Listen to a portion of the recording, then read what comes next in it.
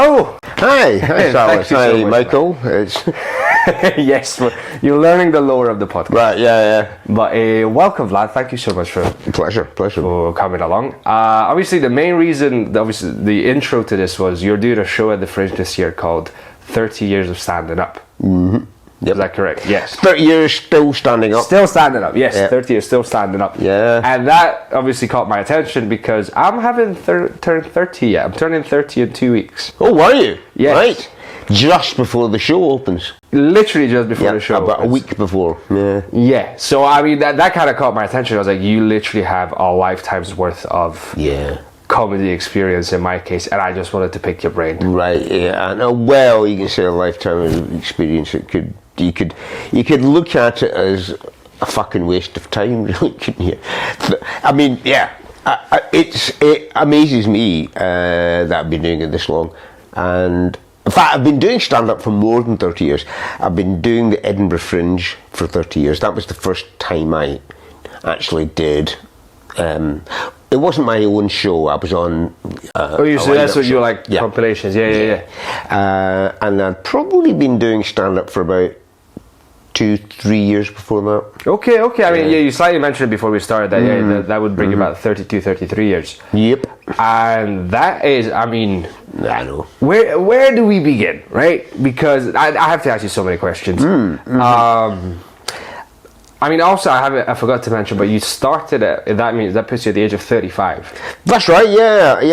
I came into it pretty late. I came into it kind of sideways. I studied drama in Newcastle on Tyne. Yeah, right. I at Newcastle Polytechnic, which was like. It's now a university. I mean, I took a degree.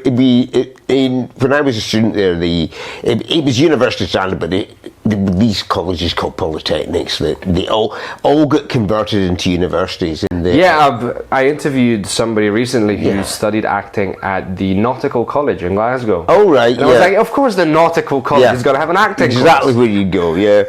Well, Glasgow Cali. Right. Used to be Glasgow Polytechnic. Yeah, exactly. It was a bit like Glasgow Cali. It's now university, now Northumbria University. But this is actually a true story. When they upgraded it to a university, they nearly called it the City University of Newcastle on Tyne. And they got it's dead true. They actually got a team of design consultants.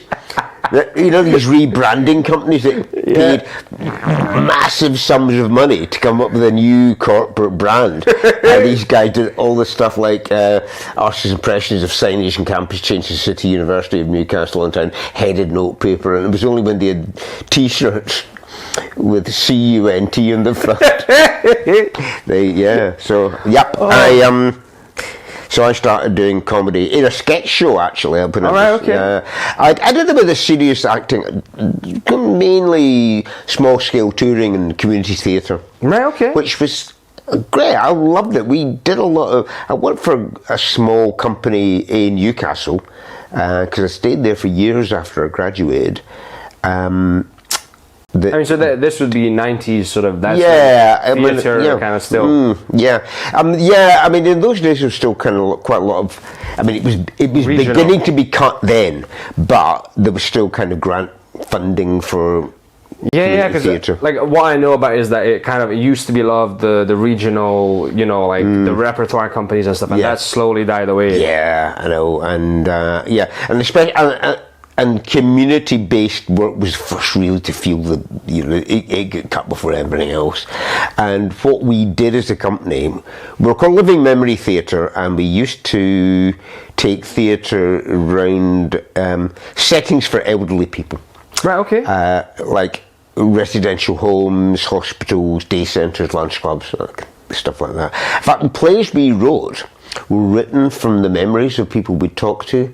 That's pretty cool. Yeah, it was really fulfilling. We loved it. Was it verbatim stuff, or was it like inspired by? No, we go away and write fiction. Right, okay. But it was based on the memories of old people. Basically what we used to do is, before we wrote the play, we'd go to some old people's homes and day centres and sheltered housing and lunch clubs, and we'd talk to a few old people around about a subject that was going to stimulate their memory. That had happened in their past, and then we went away and wrote a play, usually a comedy play, usually with quite a lot of music in it, that was based around the memories of the whole load of the people that we talked to, which obviously really validated their life experience, because we would then take the play back and do it in their their home or their community centre, wherever it was we'd seen them, and not only that, it entertained all the peers as well.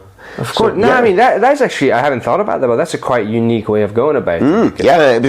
It was a technique called reminiscence theatre, which I think is still going. Some people are still doing it. Oh, really? But yeah, we were one of the few companies in the country that did it, and I tell you what, some of the audiences could be quite challenging, because although the people we'd talk to whose memories we based the play around, they were all kind of on the ball for old people, but not everyone in the audience was. So you get quite a lot of people who have kind of various stages of dementia and just shouting out any shit during the show. And so heckling's never fazed me, because drunk hecklers are nothing compared to dementia patients. I mean, we once did a show in a psychiatric hospital in Newcastle, where there was this guy in the audience. He was wonderful. I think he probably had some form of Tourette's. Right, okay. He just couldn't stop just barking words out, random words that meant nothing out of context. But his comic timing was spot on, amazing. Anytime there was a slight beat or a pause in the script, he'd fill it with just anything, any word that came into his thought. So, now he goes! I'm like, what? And he just kept shouting random words out. Oh, it was wonderful. And that is the beauty of theatre. I have to admit, it was impossible not to corpse with this guy in the audience. Everyone was trying to keep a straight face. I used to love that. We used to basically, it was hard work, because we used to tour everything in a van. They still do. I know about M&M Theatrical Production. Yep. They do. And so we'd do this. We'd build the set twice a day. Right. Yeah. It's just like very rudimentary scaffolding, and you usually put some backdrop over it. We used to do that twice a day. We always did a Christmas show, and fucking hell, usually a cast of 3 or 4. Right, yeah. So we'd all be playing at least 2 characters each. As you do. To make, sometimes the costume changes were pretty tight. So we'd quite often be wearing 2 costumes. You kind of overdressing, because you didn't have time to change completely. So you'd take one costume off and have the other one underneath. And we'd be doing this in, say, community centres and old people's homes, where it was an elderly audience. Any time of year, the heating was fucking boiling hot. Yeah, I mean, I was gonna say, it's like at the end of the show, every single piece of theatre somehow ends on a beach. You're all wearing bikinis. You're all just like, oh god, it was boiling hot, and we'd sweat into these costumes, then just leaving them in the van. Everything just left in the van overnight. And the worst show ever during the Christmas tour was the day after Boxing Day. Right. Because we'd had 2 days off. And these clammy, sweaty costumes had been in a cold van for 3 days. Then you had to put them on again. Yes, glamorous stuff. That's what show is all about, baby. That's how I got into. Then I was also in a 4-person sketch show, and two people left. Then we became a double act, right? And There was a quite strong rebrand there. Yeah, well, the guy, in fact, the guy who was the other half of the double act, who'd been part of the 4-person sketch, was still my best friend. And in fact, you probably know his son, because his son has started doing stand-up, and is based in Glasgow, Joe Casey. Oh! Yeah, that was... No way! Yeah. Yeah, I do know him. Yeah. Fuck and Joe's dad, Jess Casey, was the other half of this double act. Fucking hell. Yeah. And again, this shows how long I've been doing this, because I started, because Joe's dad decided he wanted to stop doing kind of late night comedy and things like that when Joe's sister was born. Right, okay. And she's like a few years older than him. Jesus Christ. And so once Jez said, I think I'll just knock comedy in the head, because he didn't want to be on the road, travelling all the way around the country and stuff like that. And we still were working together in this theatre company. We were writing most of the plays for this theatre company. So that's when I started out my own. Alright, okay. Yeah. Fuck it. It must. It's weird. This must be weird for you to be like, who are these fucking kids showing up asking me questions? Yeah. Well, I did a preview. Well, it was a very rough, rudimentary work in progress during Glasgow Comedy Festival of the show that I'm doing in Edinburgh, and Joe came down to watch it. And this is quite a few stories that involve your dad in this show. And he said, I thought there would be. Fucking hell, that is... I know. I'm going to have to... If I see him, I might see him tonight at the gig. I'm going to mention it to him. All right, do. Yeah. Okay. And I have to ask, because, going into stand-up, were you always Vladimir going into No, and you know what? I can't remember. Because you have bits about this. You have joked about this. Yeah, but that's just a joke. It's not actually a true story. I've got a joke about it, but yeah, it's not true. The punchline is, well, just do the joke. Why the fuck talk about the joke? Do the joke. It's... but my real name is actually very dull. It's just not the punchline to this joke. I decided, because I had a fairly dull, non-showbiz name, that when I started doing stand-up, I'd get something a bit catchy. And actually, at the time, in the early 90s, lots of people with stage names. Yeah, I've got a stage name as well. Yeah. But that's because I realised that sort of sounding aggressively Hungarian. But also, at the time, people, some of them are still going. Otis Cannelloni, he's still around, he's still doing the London circuit. Anvil Springsteen, he gave up stand-up about 10 years ago. I'm just trying to think who else is. Ian Cognito, Ian Cognito, who sadly died about 5 years ago. I heard a story about, was he the person that... He actually died on stage. Did magic, and they thought... Did he do magic? No, but he was quite left field, and he was quite unpredictable, and he just didn't know what he was going to do next, and he'd do things like he'd hammer a nail into the backdrop of the gig and stuff like that. And he always did his whole set off mic. He was actually quite a small guy, but he had a massive personality. He would just dominate a room, but he could be a bit weird and left field, and apparently the audience thought he was pretending to be asleep. And eventually they trigged that he wasn't. God, I don't know. Anyway, so that's why I had this stage name. I kind of want to imagine him fucking getting up in the ambulance going, fucking God. Well, I think some people probably thought that might happen. Oh, that's sorry. Yeah. That's sad. But okay, so you got the stage name. Why Vladimir? I have to ask the whole thing. It's my people, Yeah, it was the cultural incongruity of a ridiculous Scottish name like McTavish. Yeah. And then something completely from a different culture. Okay. Vladimir. It could have been, various names that didn't fit together. It was nearly Hamish Dostoevsky. That was... Same joke, wrong way around. Anyway, the joke is that about 2 or 3 years ago, the name Vladimir became a little bit toxic because of events in Eastern Europe. Yeah. So I decided to use my real name. But the problem is, my real name is Andrew Tate. That is just a joke. That's not my real name. That's good to know. But yeah, he's an interesting character because he's actually from the UK, but he somehow became famous in Romania. Yeah, he did. Yeah. And he can't get out there. There's Brits coming to my country, fucking committing crimes. Absolutely. Yeah. Just to see how we like it.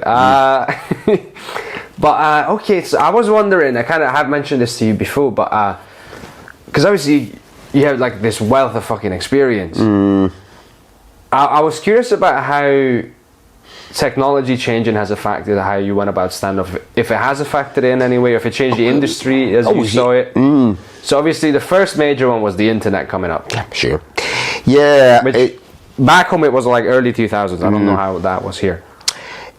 I think the real change, I mean, or the biggest change in terms of what the internet changed very early on was bookings. Right, okay. Because when I started out, all your gigs you got over the phone. Okay. Yeah. And by phone, I'm reckoning it was... Bookers always, everything done over the phone. It's a lot easier for bookers now. Right.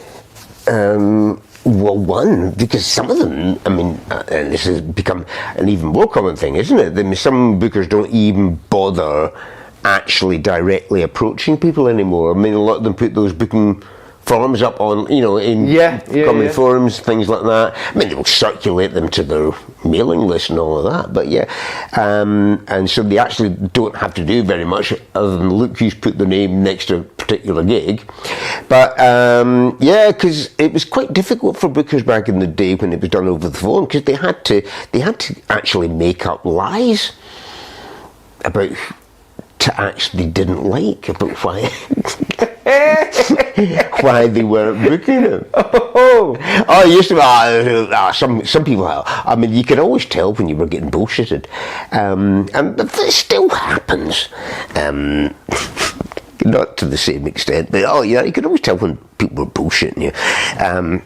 There's a guy who used to run a gig in London.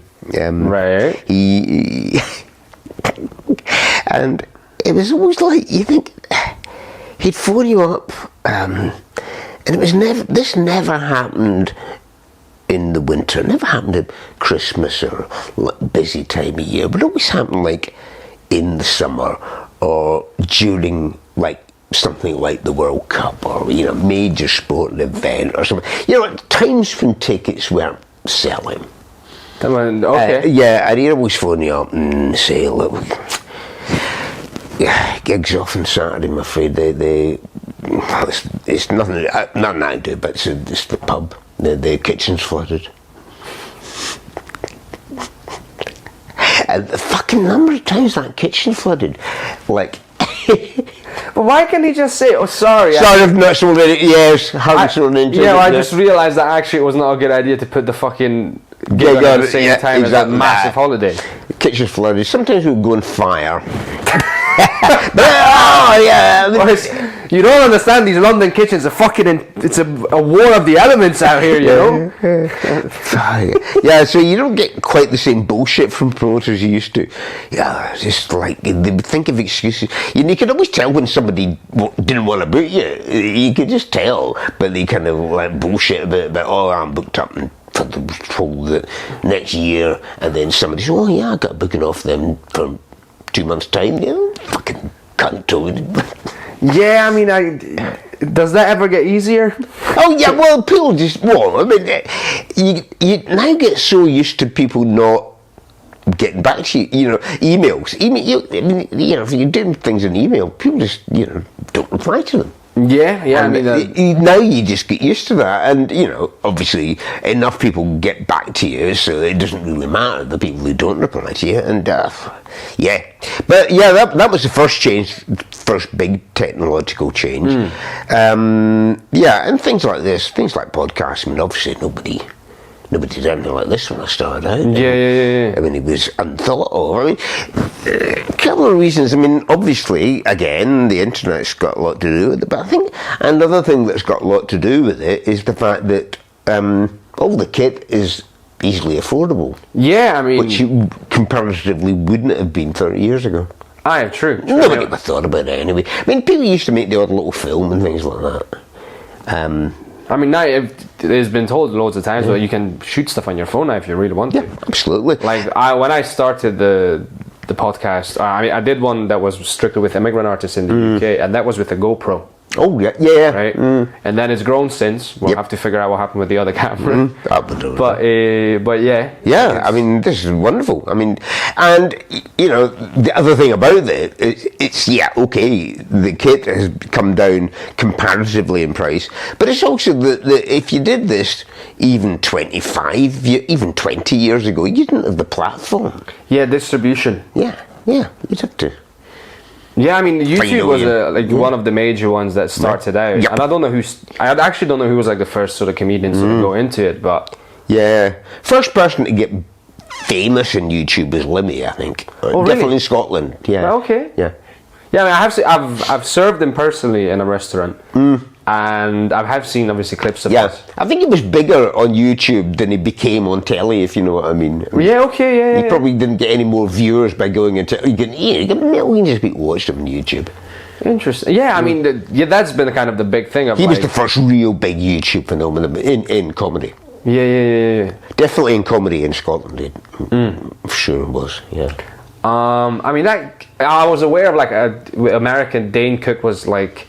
This kind of takes us into like social media, right? But like Dane Cook was a major character in the US who kind of took off like, don't even know if it was MySpace or something like that. It started with that. Oh right, MySpace. Yeah, fuck me. MySpace. Yeah. And I was curious. I mean, that was kind of the second major thing I was going to ask you about of social media, the birth of social media. Yeah. I'm still pretty shit at it. I mean, I use it, but I don't know. I mean. Some people know exactly how to. I mean, it's the same platforms you're using as everybody else, but some people seem to be able to manipulate them in ways that, you know. Some people are very good on Twitter. Yeah, I mean, you learn. There's a lot about nowadays. You learn like it's called kind of engagement farming. Yeah. But there's people that like you're baiting. Either you're baiting people to get pissed off, sort of rage baiting, which is like I've seen clips. This was on TikTok recently. I saw someone who was their whole profile is kind of saying, making you think, oh, this guy must be fucking nuts. Like he did like a clip of like POV or POV. You get flutters when your favorite student walks into the class, right? And you go, what the fuck are you talking about? Yeah. You know, but he just wants engagement. He doesn't care. Yeah. Which is okay. Yeah. A weird way to go about it, man. It is, yeah. And of course, the thing about TikTok is it is such a medium that appeals to such a short attention span. Yeah. But, I think the danger with it is people just switch off very quick. Yeah, I mean, it is very much like it's nuggets. It's never in depth because you can't go in depth. No. Like any like serious conversation is gonna have, you know. Well, and that's the whole thing that happened after the pandemic is people who'd become these huge TikTok sensations from having done like 30-second clips of comedy, thought they could do an hour at the Edinburgh Fringe, and soon found out they couldn't. Yeah, some could, some couldn't. Yeah, because it's completely different. Yeah, absolutely. Yeah. It's because there's more to it. Like, there's one thing to have joke, but when you're actually trying to have a narrative throughout the whole show, or you're trying to say something, or just say it in front of people. That is that is the big one. I mean, of course, the other way around. I mean, that's weird. That was the weird thing about when we went into lockdown, was the fact that all of us were trying to find a way of carrying on what we were doing when we couldn't do it. You know, we couldn't do it for like 15 months. Fuck, so hang on, so for you the lockdown was 25 years in. Just about. Yeah. In fact, I just got back from Australia when I was out in Australia. It was kind of weird time because I was out in Australia at the Adelaide Fringe, and we kind of knew about this virus that started in China and it kind of spread to Europe, and Australia was by and large unaffected by it, and they were all kind of some miles away, and also because this is the same at the Edinburgh Fringe, you get into this little bubble of that's the world for a month, and all kinds of news just passes you by. Yeah, because you don't have time. Yeah, so we're in this kind of bubble of being at this festival, but also in a country that was largely unaffected by the virus, and then suddenly it was the final weekend of that year's Adelaide Fringe. Suddenly Australia woke up to it, and the Melbourne Comedy Festival, which should have been starting like a week after the end of Adelaide Fringe, that was cancelled. Right. And suddenly people lost their shit. And so gigs that had been really busy suddenly were just like deserted, and everyone was kind of avoiding each other in the street, and then it was just that panic. Well, you would have been here at the time. And yeah, I remember. Like, I can remember people desperately trying to get home. I was very lucky because I'd always planned to go home at the end of Adelaide Fringe. So basically, I went home on my scheduled flight, which was Qatar Airways to Edinburgh, Adelaide, Edinburgh via Doha, and I remember being so fucking relieved when I got to Doha and the Edinburgh flight was up on the departure board, because like loads of European destinations, the flights were cancelled, and I didn't fucking stuck in Qatar airport. Yeah, for God knows how long. Oh Jesus. Yeah. Okay. Yeah, and potentially, and as it happened, Scotland didn't even qualify for the 2022 World Cup. I could stay there for 2 years for no reason. Yes, that was a weird time. You would have been a valuable employee on those. But yeah, so that was a weird time, because that was when we all had to kind of suddenly focused on doing stuff online, and and I think there was a bit of resentment amongst people, because there was quite a big community of people doing stuff on Twitch and things like that already. Yeah, there was the Twitch streamers. Yeah, and I think they got a bit pissed off. At least fucking stand-up comics suddenly started invading Twitch, and it was something to do. I mean, there was Brie Larson on YouTube for like a year. She did a YouTube channel. But then obviously she kind of was like, okay, life's back to normal now. Well, I did a live show every Thursday. It was produced by Laughing Horse Comedy, by the guys who produced the Free Festival in Edinburgh. And he put a team of 3 people together, and we did this show every Thursday called The Thursday Show. Yeah, it was a long meeting. Well, you see, that was the thing. It was a long Zoom call. Yeah. That's the thing. Getting anything done, and that's the other thing. Yeah, meetings and shit like that. Getting anything done was just like took bloody ages, didn't it? Like Zoom calls or WhatsApp video calls, all that bollocks. Oh, God, it was a weird time. But anyway, so there were 3 presenters, and we did 2 guests every week, and we did. It was like kind of chat show, but we asked the guests to send in a clip of them doing a live gig, and then one of the because we were doing it in 3 different locations. Yeah, of course. The show was being done. Well, Alex, who was producing it, he was at home in Twickenham. I was in my attic in Edinburgh. The other 2 presenters were Jay Sodagar, who's at home in St Albans, I think, and then Dave Chawner, who was doing it from his flat in London. And Dave had a really shit internet connection, and he kept on disappearing. What the fuck's Dave? And but then he'd come back again, and there was a couple of times I had a meltdown. I just I don't know what happened, but my Wi-Fi just went mid-show, and you could always tell when it was going to happen, because you could hear yourself, but you couldn't hear other people, but then they couldn't hear you, and you see somebody yapping away and they couldn't hear you, but then they'd pop, "Are you okay? Can you?" Because now, and I used to take the piss by just doing this. Yeah. Because they thought, try and make them think my screw is frozen. Yeah, it was a weird time. But it gave, think about it, it gave us something to do. Yeah, I mean, it got us through it, right? Yeah.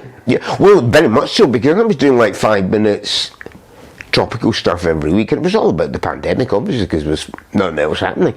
And when we got the green... the bins went out this week. Yeah, that was about it, yeah. Now I've been to the supermarket, been for my walk. I was naughty, I went for 2 this morning. Yeah. I remember that day when we announced we could go out for exercise twice. Remember that? Actually, I don't remember that. Oh God, Scottish people couldn't get their head around that. Like, what? There's 2 types of exercise. I never knew there was even one until the start of all this bollocks. Scots are famously still discovering fruits and vegetables. Yeah. So that was a weird time. But I think that is, and then we're now so used to kind of promoters, if you've never worked for them before, wanting clips and things like that. I mean, I'm pretty bad at that. I'm pretty bad at doing clips and things, partly because I'm technically inept, but secondly, like a lot of people, I don't like watching myself. I really hate watching myself in video. It's awful. It's not the haircut that does it, right? No, I don't mind my haircut. It's fucking class. Well, you know, you gotta have a gimmick of some kind. I mean, yeah. Well, just very lucky at my age to still have hair. Aye. I mean, flaunt it if you got it, right? Yeah, absolutely. I don't know what it is. It's everything. And I'm not unusual in that. A lot of people really don't like watching themselves. Yeah, no, that's true. I think people get self-conscious, and it's a very uncomfortable place to be in. And also, you start like not. It's almost like you're not even seeing what you're doing. You're just looking at yourself, going, ah. Yeah. And it's things you can't control, like your voice, all that. The weird thing is, if I do characters, I love watching them. I love watching me being somebody else. I don't mind that. Okay. Because in fact, I did it for a long time. I did this character. I did quite a bit of telly with it about. Did 3 series in BBC Scotland. The Live Floor Show, which was filmed not far from here. Filmed at the old BBC, and I did this character called Bob Delally, who was a retired football manager with a serious drink problem. In fact, there's still a lot of it on YouTube. Okay. And I can watch Bob Delally all day. Is it because when you're watching that, you're more like... I'm enjoying watching the character. Yeah, it's like you... But I invented the character. This is the thing. I invented the character, and but I don't mind watching myself being somebody else's. Well, yeah, but you get the pleasure of watching, like, okay, like the technical aspects of performance is like, yeah, that's working. I'm doing that well. Yeah. That all that is in the right place. Yeah, but if I'm doing, I don't know what it is. But anyway, so because of that, I'm pretty shit with clips. Right, okay. But yeah, and that's the other thing. I mean, that was never the case in the past because nobody had clips. Yeah, and if they had, how would you send them to a booker anyway? I mean, this is the other thing. Hang on. So you got booked on the phone. Yeah. What did you send to your booker to know that? Like, was it just word of mouth? Yeah, we got a word of mouth, yeah. Or you'd get booked to do an open spot, and then they'd see how you did there. I mean, and as much as that hasn't changed very much. Yeah, you get it. Or you'd send stuff through the post. You'd send your CV through the post. I know actors do that, obviously. Like I did acting before I fully committed to stand up, and I know the days of sending shit for like Spotlight and having the actual book. Yeah, and I'm guessing with acting that hasn't changed quite as much because you send stuff off to a booker, and then once you got a gig, the booker would ask you, because they'd be putting together like a brochure. A lot of clubs would have a brochure, or just a poster for the gig, or just for photos. So you send actual headshot. Yeah. That's still got a whole load of publicity shots that, you know, I had huge print runs of that you never get. And in fact, this is a weird thing. My poster for my Edinburgh Fringe show, I should have brought a copy of my flyer. Oh, yes, because you received your flyers. I know you did. Oh, that's right. Yeah, that's why I had to postpone this podcast. God, I waited all bloody day. They came right at the end of that window. Fuck. Well, they always do. Anyway, the flyers I've got. Because the show's called 30 Years Still Standing Up. Basically, the premise behind the show, well, it's a true story. It started that first year I did the Fringe in 1994. I was at a venue that's no longer there. It was on George Street. Yeah, that's quite near the Assembly Rooms. Yeah, Newtown, isn't it? Yeah, Newtown. In fact, the rather annoying thing is that it's over the road from where I've done my solo show the last 2 years. Right, okay. This is Newtown Theatre. The Stand are not using that anymore, so I'm back at Stand 5. But actually, this venue was just over the road from where I did my last 2 Fringe runs. It was a grocer's shop. Right, okay. Yeah, I know, it sounds like really... So what, you're like, get your fruit and vegetables, but there's a show on aisle 5 or something? Or? Almost that, yeah. It was quite a posh grocer's. It was a bit like Peckham's. Okay, I was going to say, are you like fucking... Is this your big Waitrose fucking... Yeah, no, it was more like Peckham's. It was like a smallish... I think it was a family business, and they had this one shop, and it had been in the family for generations. It was called T.G. Willis, and they were kind of a posh, what used to be called licensed grocers, is a very old-fashioned term, which was like a top-end deli that also sold alcohol. Right, okay. And I'm sorry, in my head you're like, where are you performing tonight? I'm just going to be in the dairy section. It was a bit like that. Basically, on the mezzanine level, right, in the 1960s or 70s, by the look of it, they'd added kind of restaurant. Right, okay. So you went up this little internal staircase into the restaurant. Okay, that's respectable. The guy, he was the guy who, he was the son of the business, this guy called Tom Willis, and Tom was a big comedy fan, and he decided to put a comedy club on there, and I think he ran a monthly gig outside the Fringe, and then during the Fringe he did every night. Yeah. But, like, his booking policy was like a grocer. Okay. So, say there was 4 acts on every show, he'd book about 6. Right. Yeah. So people turn, I don't need you tonight. And people turn up for the gig, and he, no, you're not. He said, but you booked me. I booked you in case somebody didn't turn up. So it was like he had booked comedians like a grocer. It's like, it was the kind of grocer's mentality of have as much stock as I can in case it sells. Oh, that would be infuriating. Thankfully, that never happened to me. Thankfully, I got every time I was booked, I was actually on. Anyway, this was at the time of the Perrier Award. Right. Because Perrier, some people still call the Edinburgh Comedy Award the Perrier Award, because it was the first sponsor of the Edinburgh Comedy Award was Perrier Water, and the Perrier, well, I don't know, they sponsored it for well over 20 years. T.G. Willis didn't sell Perrier water, they sold Strathmore water in the shop. Oh, yes. So he decided he would have the Strathmore Water Comedy Award, but you could only be eligible for it if you were doing a show at his gig. Right, okay. And nobody did the whole, apart from the compere and Bruce Springsteen, nobody did the whole run. And they decided, I don't know who the judges were, but anyway, I was the joint winner. Right, of okay. the 1994 Of the Strathmore, esteemed Strathmore Water Comedy Awards. That's it, yep. As the joint winner with Noel James, who's still on the circuit. Noel is another kind of eccentric Welsh comedian.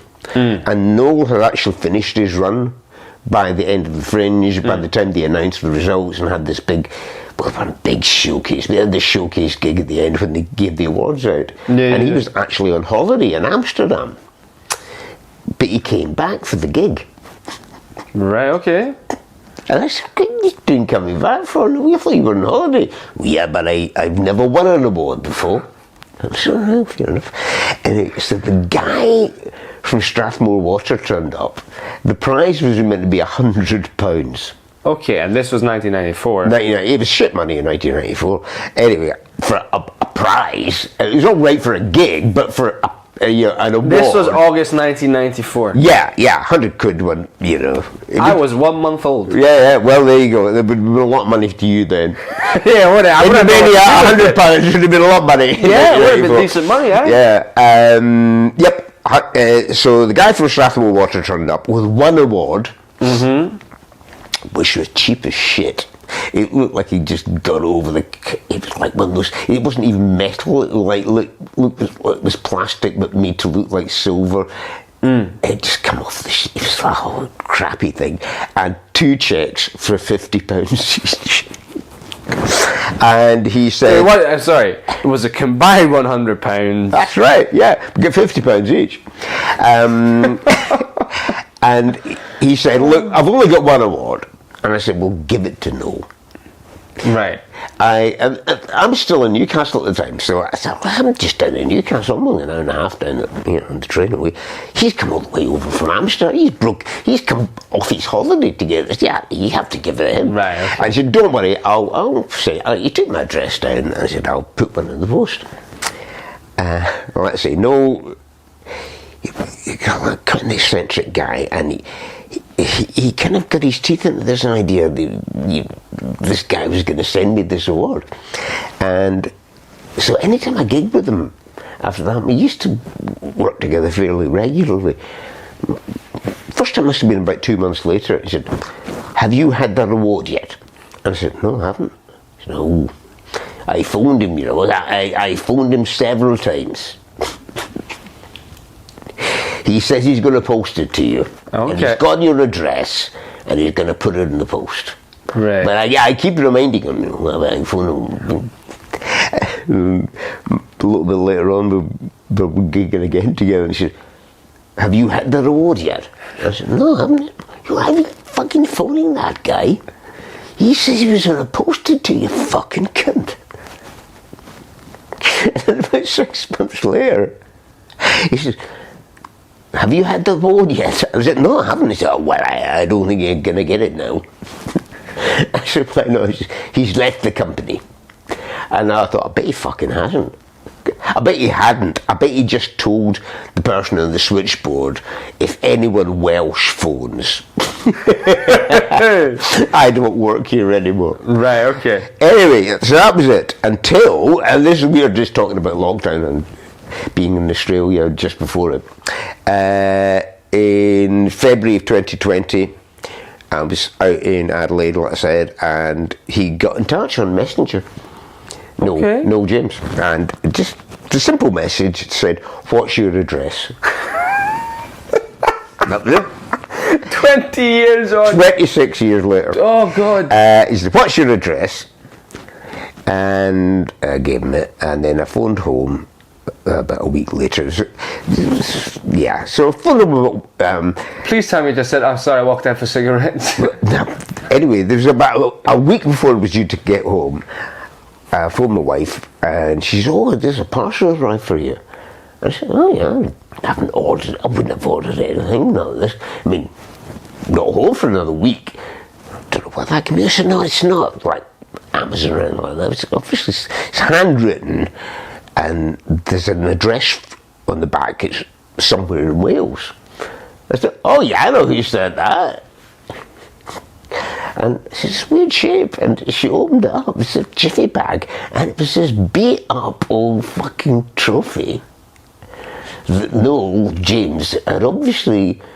It might have been the original trophy. I don't think it was. I think it's like he'd seen it in a charity shop or a jumbo sale or Right, okay. like house clearance for some dead relative or something like that. Anyway, so it's this kind of really kind of discoloured, and the kind of neck of it's bent, and there's a dent at the top of it, and at the bottom, but it's got a shiny, brand new, just engraved plaque on the front. It says to Vladimir McTavish, winner of the 1994 Strathmore Water Cup. He kept the fucking joke going for 26 years. Jesus Christ, talk about commitment. I know. I think it just occurred to him. I mean, obviously, he hadn't been thinking about it for 20, but he kept on joking about it for years and years and years and years after this. He kept on joking about it, and then I didn't, you know. You reckon that was in his will, in case something happened? Maybe. And you know what? It could have been the original award. Maybe he thought, well, better pass this on now. Well, I've had it for 26 years. So it's not basically the copy. It's just the one you gave to him. I don't know. I must ask him. But the thing is, we know he's such a piss taker. I'll never get to the bottom of it. Fucking But yeah, keeping the joke running for 26 years, I think it's pretty Keep your impressive. fucking Oscars, Yeah. eh? Yeah. Talk about. Anyway, so that's what the show's about. That's Right, okay. that's the end of the show. I've just ruined it. Spoiler alert. I mean, that's the end of the show. Anyway, the flyers are on one side. It's a photo that was taken a couple of months ago where I'm recreating a pose that I did for a publicity shot in the 1990s where I'm standing in a bathtub wearing a tartan suit. As you do. Standing in a bathtub wearing a tartan suit, holding a shower head as if it's a microphone. And so I had these done. It wasn't for 1994, it was sometime in the 90s I had these done. It was for one Fringe I came up for. And so I've recreated the image. On the back of the flyer is the original image. But the designer who took the photograph as well, I don't know what's happened to the photographer. He was a really good mate of mine, but I've lost touch with him. Right, okay. So he'll have the negatives, but I don't have any. I've got no digital print of it. The original I just one, get right. the original print. It was, thankfully I had them printed onto postcards. I was handing out postcards rather than flyers that year. And so Malcolm took a photograph of this postcard.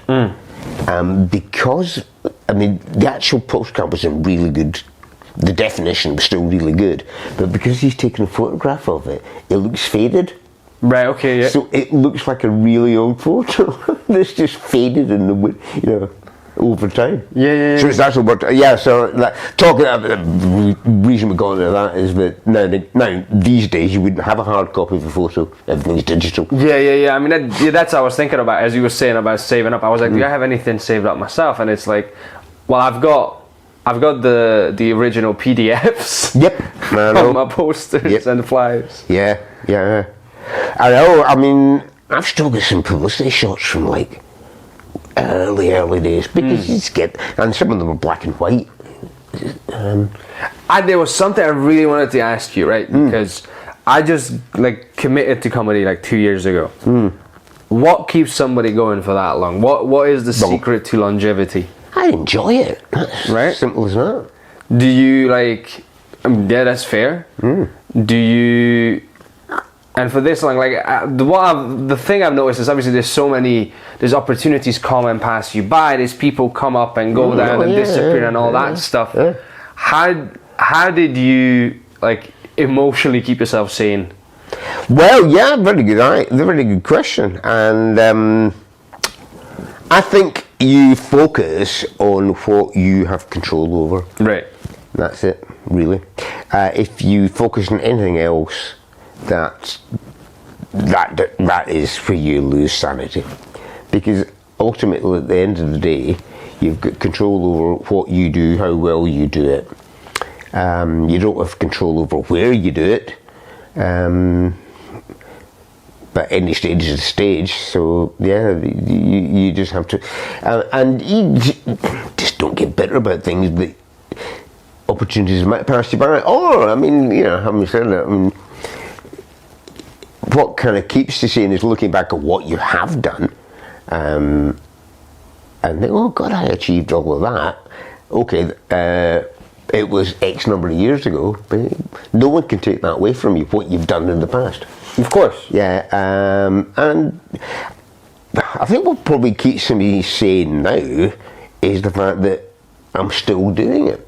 Because I've known so many people that have just kind of fallen by the wayside over the years. Of course. Just because, for whatever reason. I mean, I've only done it for 2 years, but I already know people that have quit. Yeah, of course. Yeah. And that doesn't. Quitting is not forever. No, no, and and it's not like there's no shame in it. Sometimes people, you try things and you go, I enjoy it, but I don't enjoy it enough to like go to that level. Or, or I got a job that is actually pretty well paid. I might not enjoy it that much, but it's all right. So the focus on that rather than stand up. I'm in the fortunate position of not having a job. Fair enough. Yep. I mean, now I'm unemployable, so there you go. It's fucking. I wouldn't employ me. Oh fucking hell, can I do? But and that's part of it as well, is the fact that it becomes so much of your life, and that was what was weird about, and it was the same for everybody. That was what was weird about the pandemic, was the fact that of course. Suddenly this whole business that I'd been in for well over a quarter of a century just grinded to a halt, and there's nothing you do about it.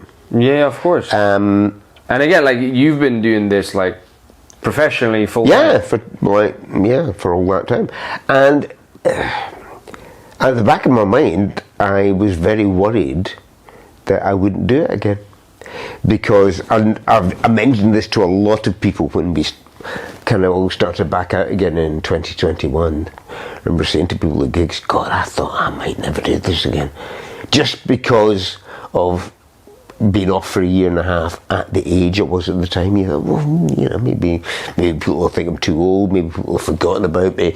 And people who were like 10 years younger than me were saying, yeah, I thought the same too. Because I think a lot of us were really worried that people wouldn't forget and remember us, but or that the circuit wouldn't come back as strong as it had before. But I think it has. I mean, it's now, it's almost like the pandemic never happened.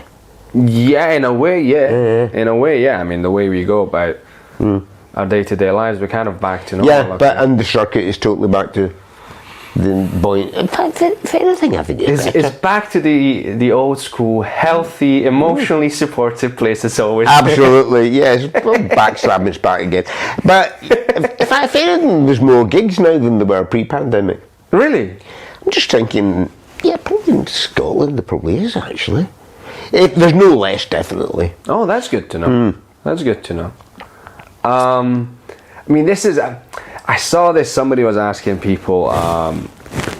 there's this guy who's interviewing like billionaires and millionaires, right? And he always goes up and asks them, was it worth it? Was it worth the sacrifice, right? And I kind of felt like, well, fuck you too, buddy. Do you know what I mean? Like, I love asking people that have done something they've cared about. How do you feel like looking back? Like, are you happy with the choice you've made? Well, yeah. I mean, I wouldn't still be here if I wasn't. Because I have seen people who had kind of, for want of a better phrase, fallen out of love with comedy. Yeah. But had no option but to carry on doing it. And that's a bad place to be. To be doing stand-up when you really don't enjoy doing it. That's it. That is... What do you think happens there? Do you think... Well, people pretty much... I mean... It becomes a self-fulfilling prophecy, because if you're not enjoying it, you're going to have a bad gig, and if you keep on having bad gigs, no one's going to book you anymore. Yeah. So I think it's almost like a very slow way of retiring to get. But no, I've seen people who were carrying on doing it when they quite clearly didn't like it, and it really is quite sad. Yeah. Or just as sad is some people carrying on doing it when they quite clearly run out of ideas and freshness and whatever. Right. I mean, I kind of have to ask, because I'm in this sort of for longevity. I want to know, what are the things that keeps you going and keeps you healthy for a long run? Like, where not that where do you get ideas from, because ideas come from everywhere. But like, how do you know? Like, okay, fucking, this is a good one. I want to run with this one or not. Oh, you don't. You've got to try it out. Right. And I love that. I love trying things out, and I love doing little gigs for you. You can just be really loose and try to get some ideas. That to me is where the fun is. And then the fun is getting that into some kind of a state. I love this. I mean, obviously this is going to be up online, I'm guessing forever, is it? But we're talking at the moment in July, so we're kind of like 3 to 4 weeks out from the Edinburgh Fringe, and I love this time of year. June and July is just when you're getting the whole Fringe show together, and it's kind of all coming into place, and you've done a few previews and work in progress, and you kind of feel, I'm enjoying this. And I love the whole process of doing the Fringe. In fact, if anything, I'm a bit, I kind of feel I'm a bit too, I'm not quite sure the right phrase to use, but I think I've kind of almost run this show in too much. Not over-rehearsed, but... Not over-rehearsed, but I kind of know it almost inside out. Because usually I like to go into the start of the Edinburgh Fringe a little bit undercooked, so I can find out moments in the show and play around with the material, which is fine. I can still do that. I can do that, with... Yeah, you can still. I've decided it's a finished product, but it's not going to be finished. I'll change it during the course of the run. Yeah, it's never finished. It's more. And it just reached a level where you're like, okay. Yeah. If today is the 8th, is it? 8th of July. So if the Fringe opened tomorrow, I'd be fine. I'd be happy to go with that. And like I say, I think I actually open on the 31st of July, very early this year. But yeah, let's say over the 3.5 weeks, it'll evolve into, it'll be the same show, but it will be different. Oh, of course. And great. I mean, some people are overly rehearsed and do loads and loads of previews. I've done about the 3 nights at Brighton Fringe at the start of June. Then I've done a couple of previews in Glasgow. I've done one in Edinburgh. I've got another one to go in Edinburgh and one in Newcastle. So that's going to be about 9. Right. Something like that. Okay. 6, maybe. No, 8 or 9 previews. And that spread over like 2 months. So the ones in Brighton were pretty... Was it the whole hour, or was it like bits, like half an hour? Some of them were like 50 minutes. The Brighton show, which was like right at the start, that was an hour. And that was billed as a work in progress, and I'll tell you how rough and ready it was. I nearly didn't do it on the first night. Because I got the time wrong. Right. You're fucking hell. I've never done this before. I don't know how the hell I did it. I think I didn't bother checking back to my original booking letter. I definitely didn't check the Brighton Fringe website. I definitely didn't check my own Fringe entry. Anyway, I had these flyers printed that I just did them myself. It was just like cobbled together artwork, because it was only 3 nights. I'm not paying loads of money to a designer to come with I couldn't even be bothered generating a QR code. I just put basic details with the start time. And I think the reason I got the start time wrong is that last year my solo show at Brighton Fringe was at 6 o'clock. Right. This year, I thought, 6 o'clock. It's a different venue. I got that much right. So you showed up at the right place. Yeah, definitely the right venue. At 6 o'clock, and here's how bothered I was, because that early on, I'm not bothered about how many people have.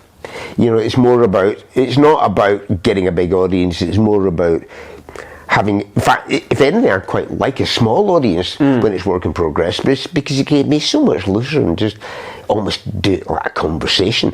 So because of that, I hadn't bothered checking my numbers. So when I turned up for the show, when nobody had come by 6 o'clock, I mean, I was disappointed, but oh, fuck, well, there you go. That's happens. That's showbiz, yeah. Yeah, and it happens quite a lot at Brighton, particularly solo shows don't always sell that well. Is Brighton still fairly newish? Yeah, festival? And I think it's one of these fringes that a lot of people in Brighton don't know it's on. And to be honest, Brighton doesn't need a festival. It's a fucking festival all year round. Yeah. The last thing Brighton needs is like more art, more art and wacky off the wall things going on. I mean, fuck me, that's Brighton. That's 52 weeks of the year. So I decided the exact opposite of Edinburgh. Yeah, exactly. So I decided, right, that's it. No one's here. And then I'd been down. I was organised and not organised at the same time. So I was doing the last weekend of the Brighton Fringe. I've been down doing paid spots at things like Pick of the Fringe shows, all that kind of stuff, on the first weekend of the Fringe. So I could exit flyer, get flyers up, put posters up around the city. And I still had some posters left at that final weekend when my running started. So I thought, I might as well stick some of these up around the venue. Might get an audience tomorrow and Sunday. And bumped into the promoter. He said, "Oh yeah, how's your show been?" I said, "I had to pull it tonight. I didn't have anybody." He said, "What?" I said, "Didn't have anybody." He said, "Are you sure you got the time right?" I said, "Well, 6 o'clock, wasn't it?" And he was actually just putting up this big poster for that weekend's events at that venue. Right, okay. And he said, "No, it's not, it's 7. Oh. I said, "All right, okay." And then he checked his phone. I said, "Oh yeah, you've got not a bad audience tonight." So, well, thank God for that, because I was about to go back to my Airbnb, which was like 10 minutes walk away. Oh wow, fucking A. But better still, the week before that, my wife and myself had been on holiday in Mallorca, and we've got some friends over there who we see every time. We go to this resort quite often, and know quite a lot of British people that live there now. And we met up for a drink with these friends of ours, and 2 friends of theirs who were from Brighton were on holiday in Mallorca at the same time as myself and Christine, and we had a drink with them, and they said, "Oh yeah, the comedy fans, and they're really keen to come to my show," and they came to my show that night. They came that first night. Yeah. So it was, well, that was close. They get the time right. Anyway. So hang on. So what time is your show this year? My Edinburgh show, 7.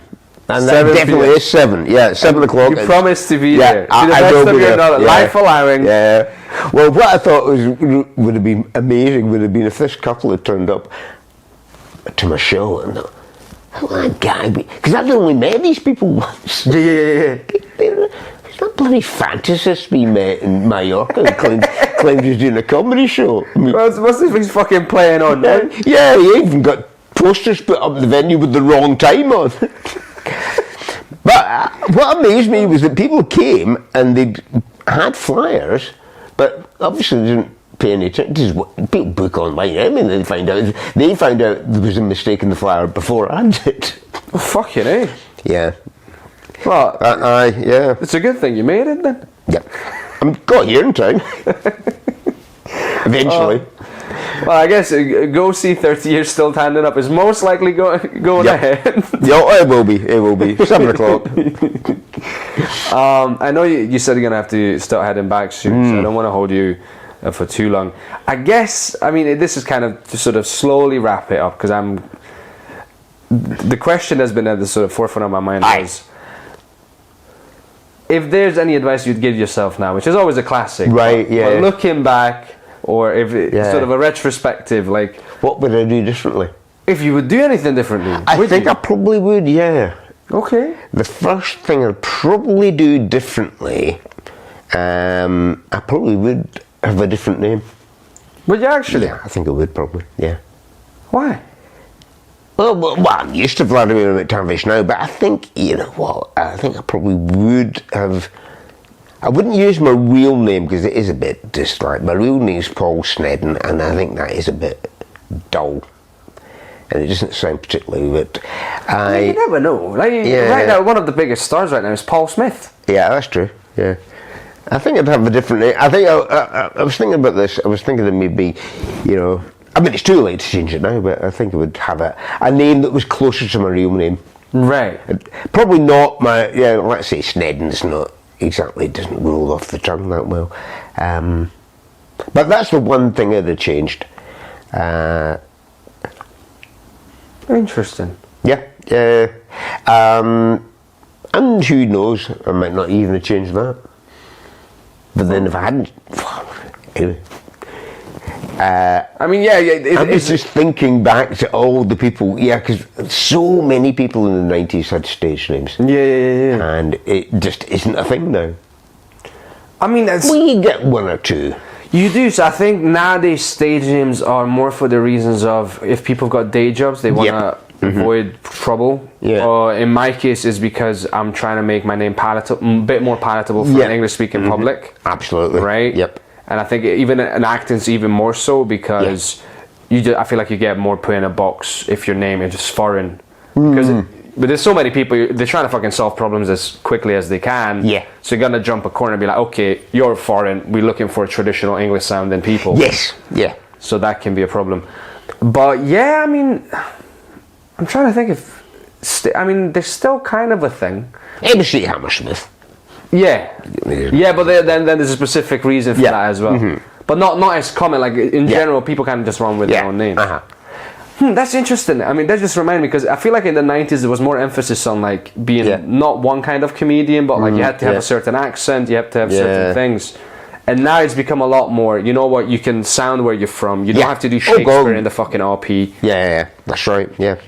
And there might be that as well, culturally. We might be just a bit more okay with being yourself. I think Liam Withnail, that's somebody else of the stage name. Okay, didn't know that. Yeah. There's one or two people still. His name's Liam. Right. It's not his... Withnail's not his real name. Right, well, I'm going to have to do some internet digging now. I'm trying to think of other people. Gus Limburn. Right, okay. He's... one of those names is his real name. I'm trying to think of other people. Now that I think about it, there's quite a few people with slightly different names. There you go. Yeah. Okay. Roger Monkhouse, that's a stage name. I actually never met him, I think. It's stage name.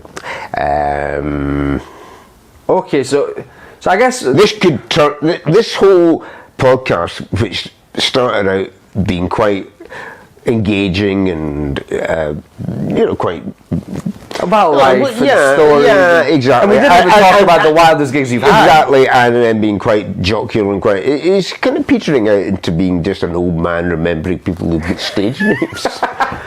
I'll think of another one in 5 minutes. No, because don't put yourself down like that. I think this kind of it is fascinating, and it's an aspect of showbiz that you might not think about. Yeah.